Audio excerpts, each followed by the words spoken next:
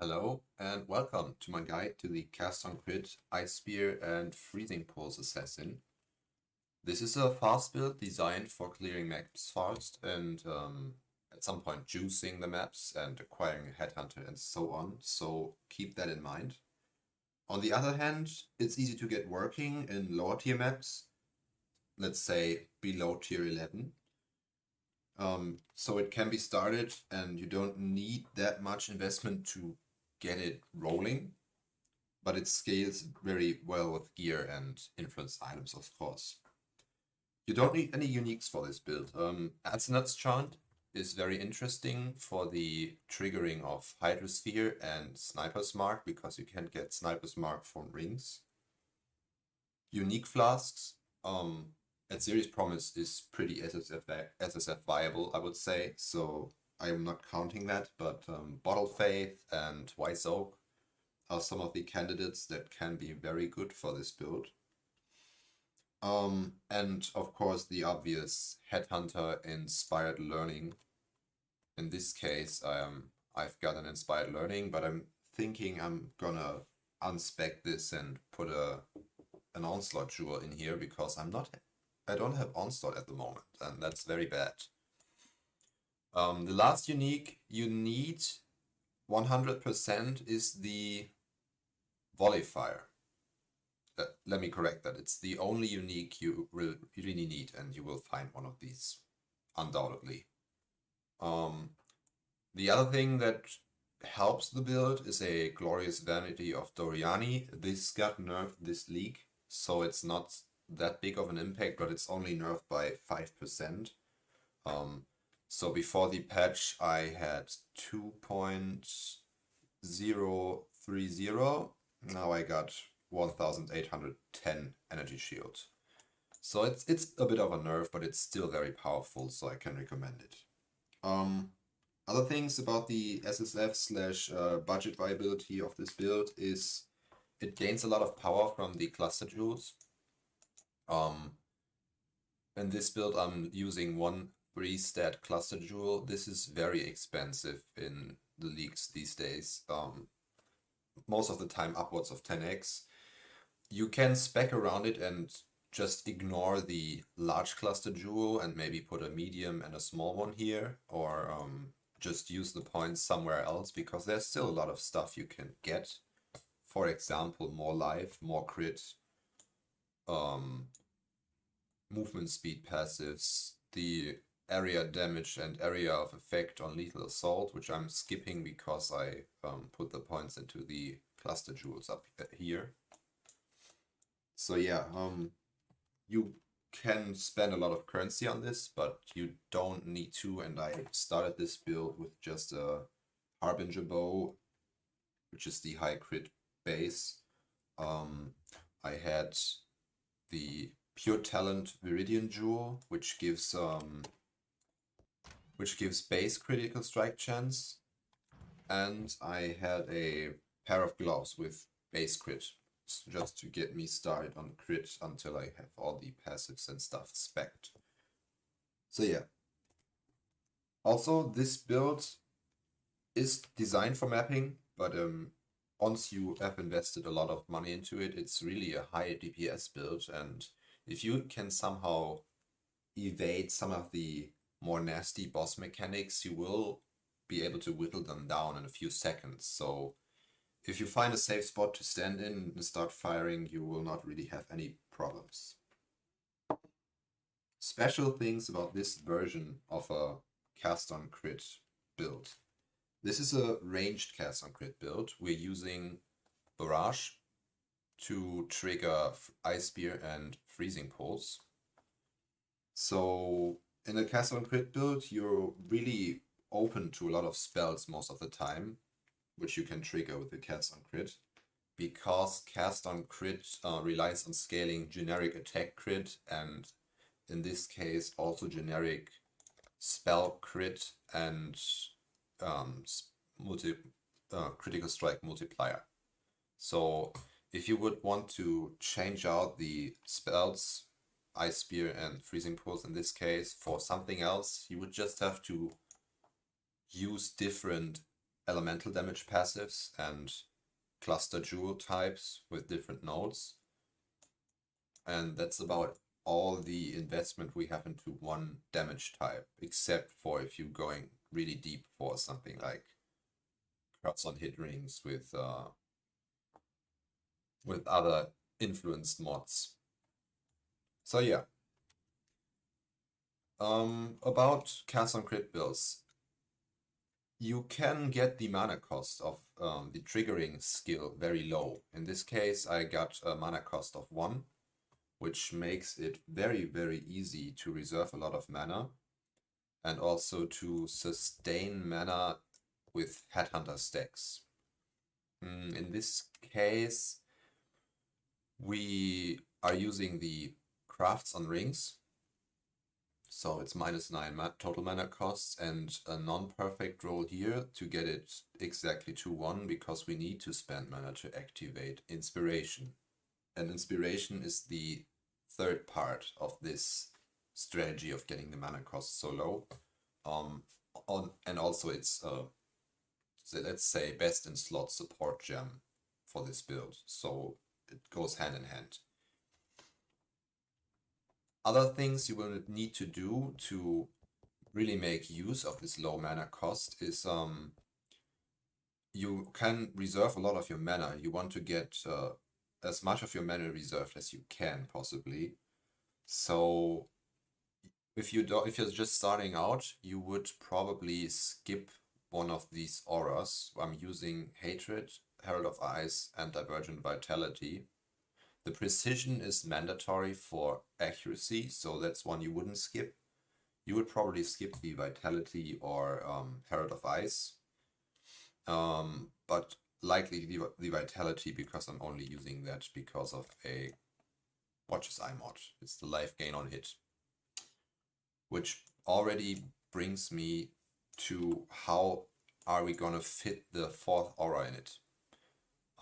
In this case, I'm using a Enlighten support, so if you want to run 4 auras, you will need Enlighten and the Helmet enchant for Hatred, Herald of Ice, or Precision.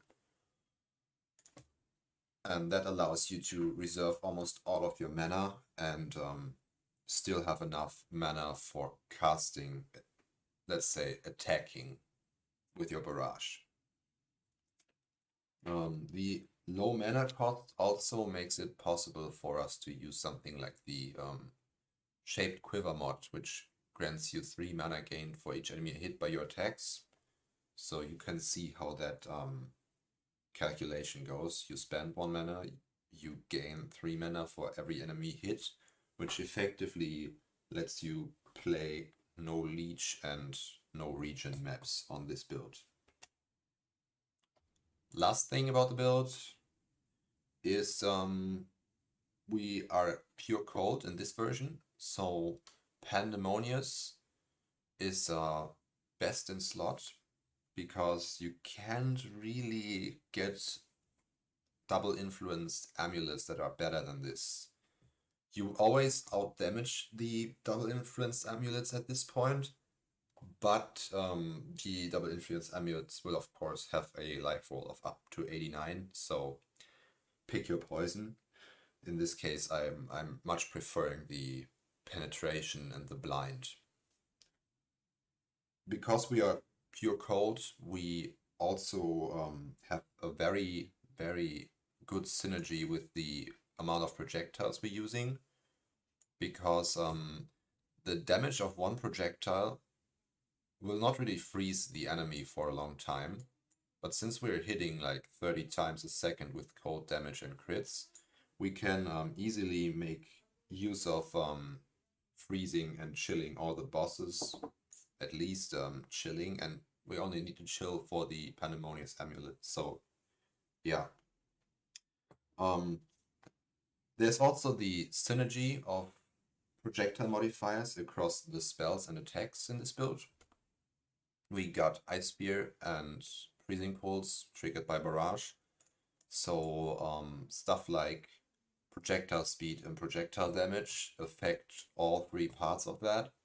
And projectile speed plays an even bigger role because Freezing Pulse and Ice Spear have nice interactions with projectile speed. Ice Spear in its second form, which will start at about, let's say, 5 character lengths in front of you, it will gain 300% more projectile speed. So every single point of proj speed you have increases in effect. Also, Freezing Pulse loses up to 50% of its damage by the time it reaches its end. So by increasing projectile speed, you are increasing the range because it has a lifetime, and you are also effectively increasing the damage that it has at the same point if it didn't have increased projectile speed, because you're basically stretching the area of the high damage values. So yeah, that's a really nice synergy. Last thing about the hits of the build, this allows us to use stuff like life gain on hit and other on-hit mechanics. I've touched on this with the freezes and chills, but it also allows us to use a Shaper ring with life gain on hit for each enemy hit by your spells. And the high budget version of that would be the Watcher's Eye with Hatred and the Vitality mod. Otherwise, you would only use one of the Hatred mods. But the life gain on hit while affected by Vitality applies to your attacks and spells, which makes it really, really effective on this build. Also, the mana gain on hit from the Shaped Quiver in combination with that allows you to run Cannot Leech, Cannot Regen, and those sorts of maps, and therefore decreasing your map rolling cost and the amount of bricks you have.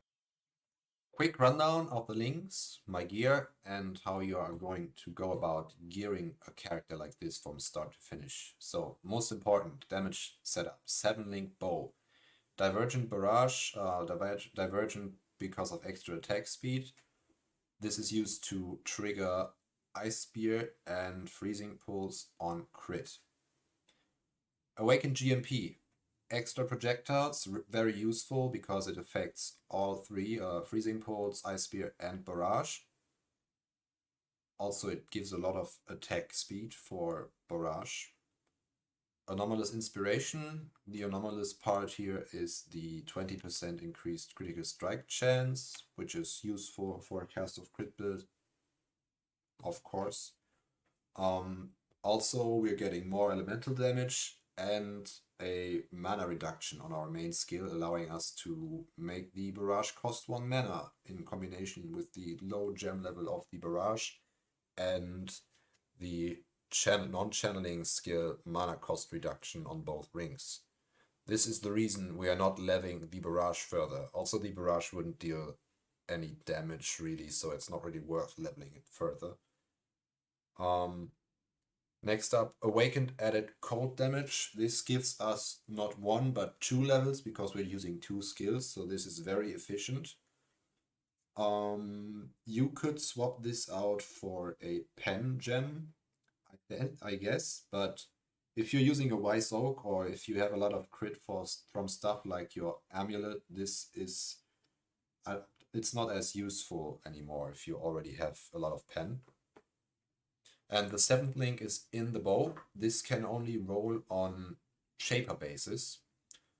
This is why we're using a Shaper base. You get the 7th link cast on Critical Strike Gem level 18 or 20 from Shaper bows.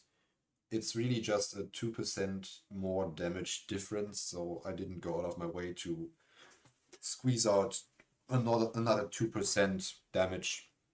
So level 18 is perfectly fine. Aura setup in the chest. We are running 4 auras. Anomalous Hatred. Anomalous is just increased chill and freeze duration, so you can see it's a pretty min-maxed build. We got a lot of unnecessary but nice stuff. We are running Herald of Ice. This is for clear and damage. The clear is mostly affected before you get an explodey chest like this one. Next up, Anomalous Precision. The anomalous part here only gives us reduced reservation. I think you don't need it to fit it, but otherwise, if you can't fit it, you would just reduce the level of Vitality. So Vitality is just here to give it a bit of extra regen, and the 4% damage increase is negligible. And the main reason is we're using the Watcher's Eye life gain on hit mod, like I already talked about. Okay, all of this is linked to Enlighten. In combination with a Helmet enchantment, it will allow you to reserve this much mana and all 4 auras in your build. So in the end game, you will need an Enlighten level 4. The Portal Gem, yeah, forget about it. It's basically a 5-link chest with auras. And I had a free slot, so I put an Enlighten there. And a Portal Gem there. Next up, Mobility. You can put Mobility in your gloves or your boots because the helmet is full of gems that are going to be triggered. We're going to talk about it later. Mobility. We are running Withering Step, Flame Dash, Divergent Arcane Surge, and Second Wind. Flame Dash, obvious for the dashing around and getting across obstacles, and the other gems buff our damage. And the Divergent Arcane Surge just increases the duration of Arcane Surge you are gaining. Second Wind to reduce cooldown on both Flame Dash and Withering Step, and an extra charge for Flame Dash. So why are we using Withering Step if we are an assassin? This is the only way at the moment to remove an already active elusive buff. Why would you want to do that? Well, elusive, if you activate the Withering Step, you will see the elusive bar in the top, and you will see a percentage number that's dropping. So elusive works in a way that it has a fixed tick rate that it will remove, I think it's like 5% steps of elusive effect. So you will spend a large amount of time with a non-high effect elusive buff. As you can see, it drops very quickly, and elusive gives you dodge and movement speed, so you will see those numbers dropping. And at some point, it's basically not worth mentioning. So when you see, when I activate it, we'll go up almost to dodge cap, and we'll get a lot of movement speed from it. So what do you do about getting another elusive buff with higher percentage effectiveness? So the rotation of elusive in this build works by attacking and critting, which we basically always do since we are cast on crit. So we will gain elusive from Mistwalker. Once that reaches a certain amount of effect, when you feel like the movement speed is low, basically, is how you can tell, you will also eventually be done with some packs that you've cleared in that time. So once you're done clearing the pack which you are firing at the moment, when you notice that your elusive effect is dropping off, you will press W, removing the old low effect elusive from Assassin and giving you a new elusive effect. And this elusive effect is basically just a gap closer to the next pack to get your movement speed up and stuff. And once you're at the next pack, you will remove the elusive from Withering Step by attacking, because elusive from Withering Step will cancel once you use a skill. So yeah, and at that point you will gain the new elusive buff from the Assassin's Mistwalker passive. That's why we're using elusive, higher uptime. But it doesn't get affected by Second Wind because it's instant cast. But the cooldown is nice. Okay, that's movement done. Also, wait, well, one other thing also. We are using Flame Dash over normal dash. Flame Dash has more charges, also gaining another one from Second Wind. Flame Dash charges are also consumed when you use Withering Steps, so using dash here really leaves you with a lot less charges to actively use after Withering Step is through. So you see I've just lost a charge, and once I lose the elusive from Withering Step, I will recover that charge. So This also allows us to dash more precisely, since dash has a fixed travel distance and flame dash will travel to where your mouse is as long as it's in the range of flame dash. So it allows for very precise positioning, and I don't like the imprecise positioning of normal dash. Next setup would be the helmet. We are using Asenaths Chant here. This is not necessary, but it is interesting. This is one of the reasons why I made this build in the first place, because I think it's very interesting. So this will trigger a socketed spell with a 0.3 second cooldown when you attack with a bow. In this case, we're using Hydrosphere, Bone Chill, and Hypothermia. This all increases the damage enemies take as long as they are hit or standing inside of the Hydrosphere. And you will kind of move it around while firing with your Barrage, so you don't have to cast another spell. It's all automated. The other spell we're triggering with snipers is Sniper's Mark. So on one attack you're gonna be triggering the Hydrosphere, and on the other you're gonna be triggering the Sniper's Mark. This in combination is a lot of damage increase. So Hydrosphere applies a drenched debuff to enemies that are hit, which basically gives them exposure. Also, the linked Bone Chill support makes it so that chills from Hydrosphere make the enemy take increased cold damage, and the Hypothermia is to give Hydrosphere more chill effect. Sniper's Mark is one of two curses we are using. So if you're trying to use this kind of a setup where you are using a Sniper's Mark in your helmet and you want to use also a elemental curse, most likely on a ring like this, you will need to anoint your amulet. So next up, last setup is the cast when damage taken / Vaal Righteous Fire setup. We got anomalous cast when damage taken for increased skill effect, which is pretty nice. We got Immortal Call with increased skill effect, of course, yeah, the quality. Increased duration support. Increased duration, what more can I say? We are trying to get as much Immortal Call duration as we can on a squishy build like this. And the last one is Vaal Righteous Fire, which also very much benefits from the increased duration. Alright, that's all the links done.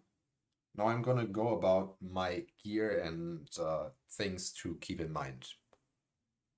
So, biggest piece of gear for this build is the high crit, ideally, bow. You want a bow with high crit and attack speed. This, and also you want, as soon as you're starting to min-max, you want the Shaper cast on crit gem inside the bow to get an extra link. So yeah, I got the bow here. It's made with an essence of woe, a deafening essence of woe, to get the spell damage on a bow base, which can't roll otherwise.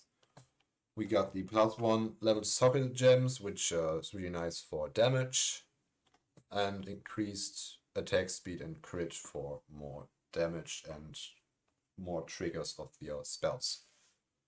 Next item that is very important is the boot slot.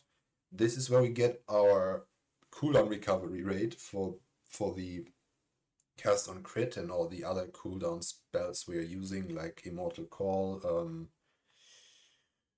Withering Step, and Flame Dash. So it's a pretty nice synergy, but we're mainly using it for the cast on crit cooldown because that's our main damage source. So that's the only stat you really need on boots. The other stuff is just on there because it was easy to craft with Harvest, and Tailwind is pretty nice for speed, movement speed, and attack speed. Next most important item I would say is the Pandemonious.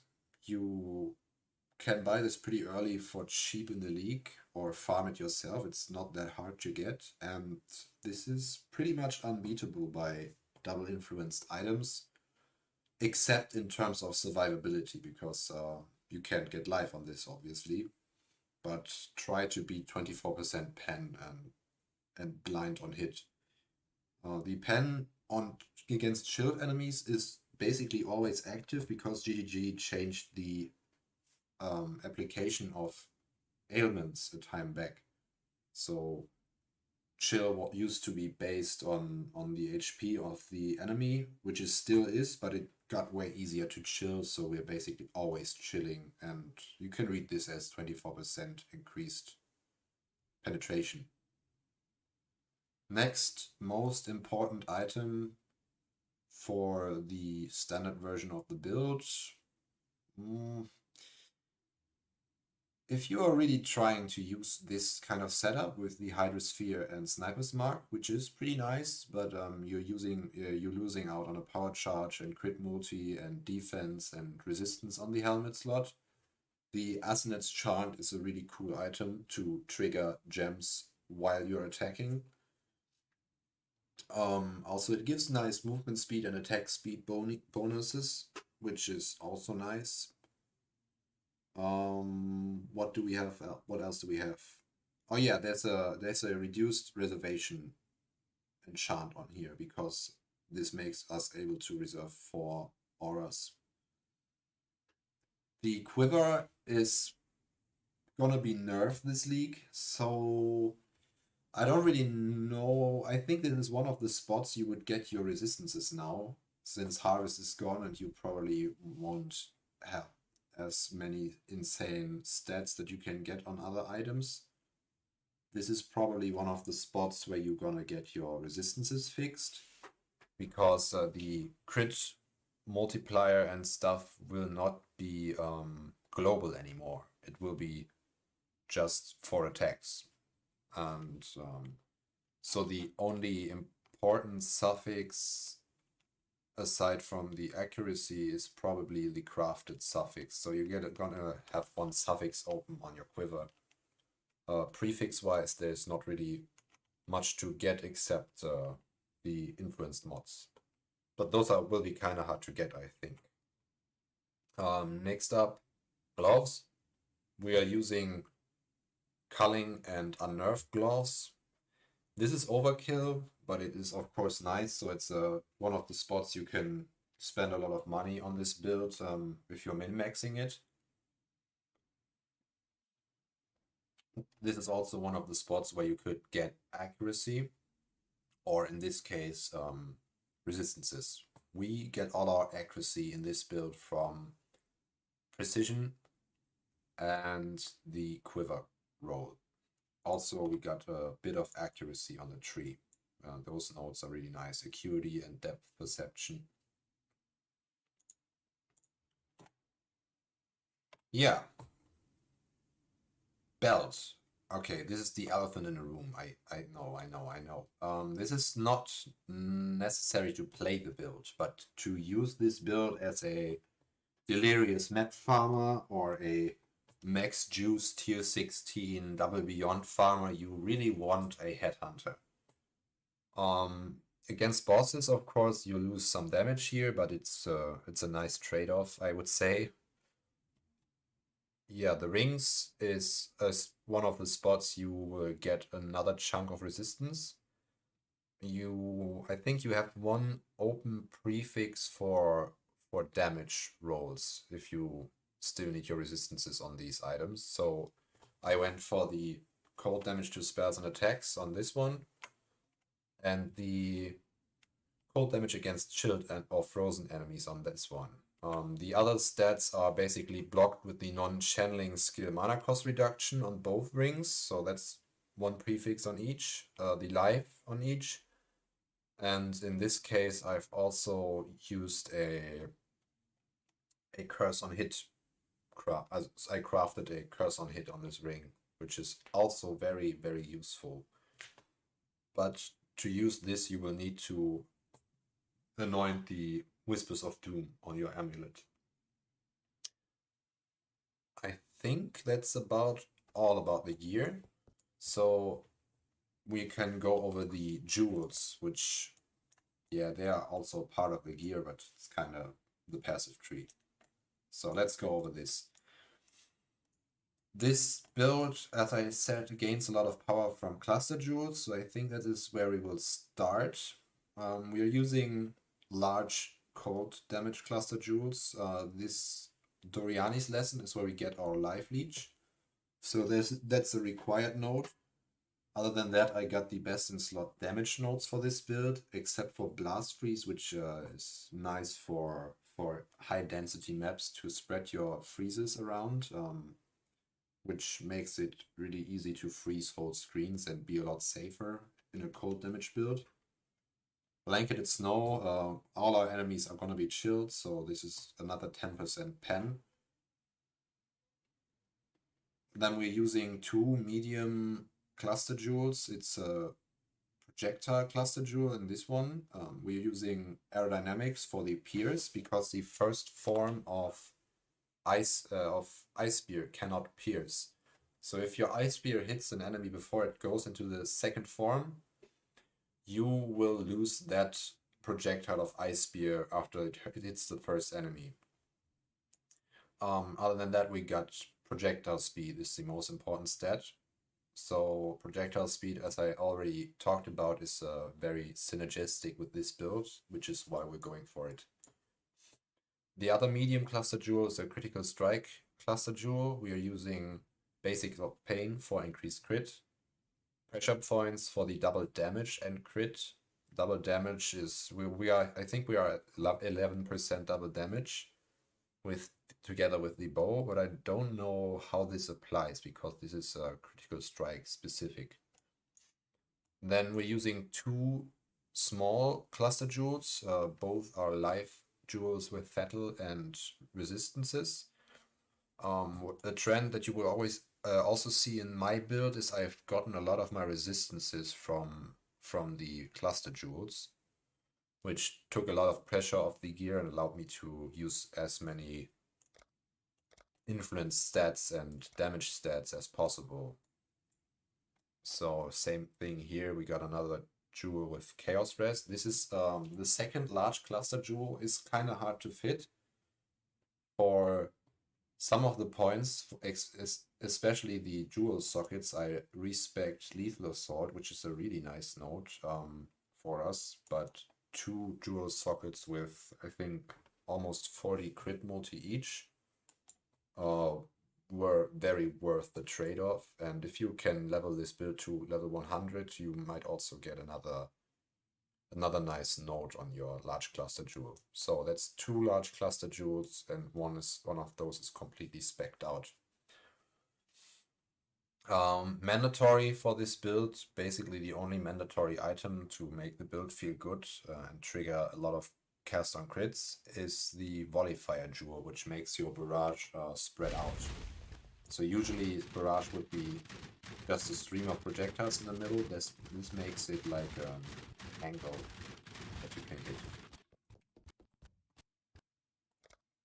Next up, the Inspired Learning. This is really not necessary. I think I just put it in here because I got the Frenzy on Hit mod on the Quiver. So 1 extra Frenzy meant 4% extra damage, more damage, and Inspired Learning sounded funny with the Headhunter and getting even more mods from rare monsters. But if you would take this out, you probably wouldn't take the Frenzy charge and put the 2 points maybe here or somewhere else where you're gonna benefit from them more. But in this jewel socket, this is where you would put your Searching Eye jewel with Onslaught on kill. Because I don't have Onslaught in this build, I could fit it into my Flask slots with a Sinner Swallow Urn, but that thing has hella low uptime and I don't really like it as much. So I would much more prefer to drop the Inspired Learning for a Searching Eye with Onslaught. Next up on the jewel side of things is Glorious Vanity Timeless Jewel. This gives us Corrupted Soul, which got nerfed this patch by 5% of maximum life as extra maximum energy shield. Before the patch, this gave me 2030 in total, in combination with the chest and all the energy shield, of course. So if I take this out, this is still over 700 energy shield, so I think it's still worth using. Also, you can get like very nice notes on this. I got lucky, I got skill effect duration, movement speed, mana regeneration rate, and some other juicy stuff that basically comes free with the jewel. Watcher's Eye. On Watcher's Eye, if you're using this many auras, there's a lot of options, but the best ones I've found is Hatred base crit. If you don't have base crit on a chest, this is going to be really impactful.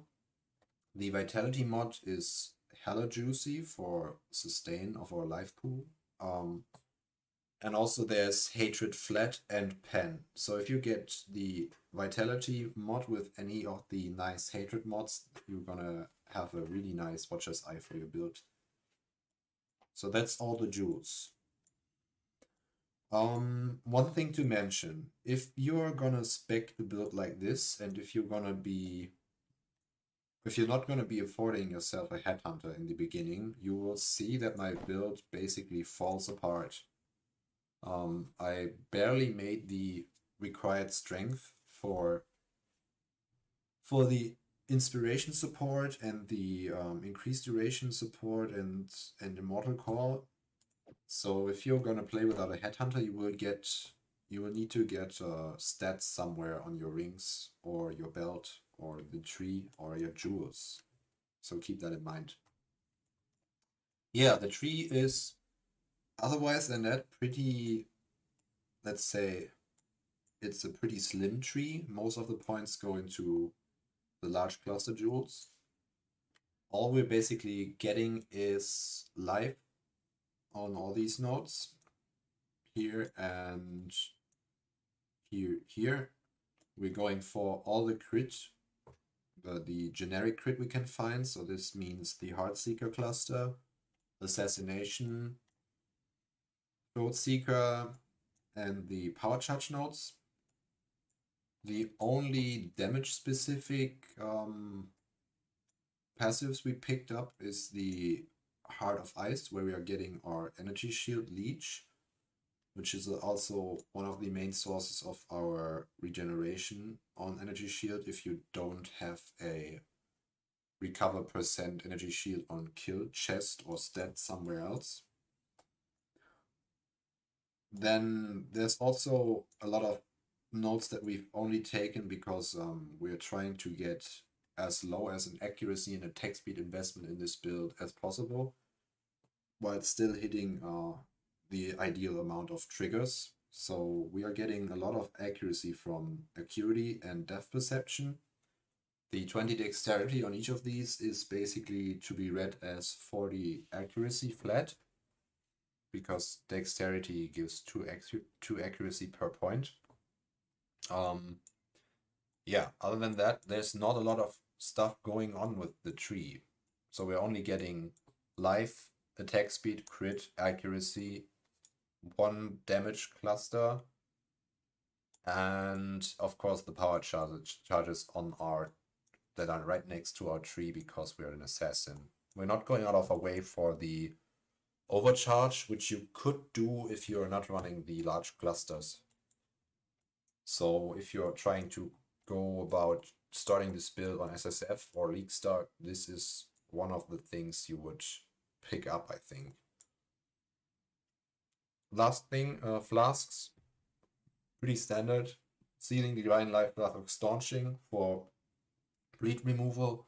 You don't really need this once you get yourself a Corrupting Blood corruption. So you could drop the Life Flask for Bottle Faith, but I like the extra safety of having a Life Flask, and there are still some bleeds in the game that can affect you. So I just kept the Seething of Staunching Flask. We got an Alchemist Quicksilver of Adrenaline. This is so much movement speed. As you can see, once I press it, I'm gaining around 80% movement speed. The Alchemist's prefix reduces the duration, but the uptime effectively stays the same since we're clearing so fast. We're using a Chemist's Diamond Flask of Warding to make our critical strike chance lucky, which means it checks for crits twice, but we are almost capped once we are at full power charges, so this could technically also be dropped for something else. The Chemist's Quartz Flask of Heat is here because with Withering Step we are getting up to almost cap, and with the Quartz Flask we can basically cap our dodge, which is a ton of defense for a build. Also, the phasing is nice to move through enemies.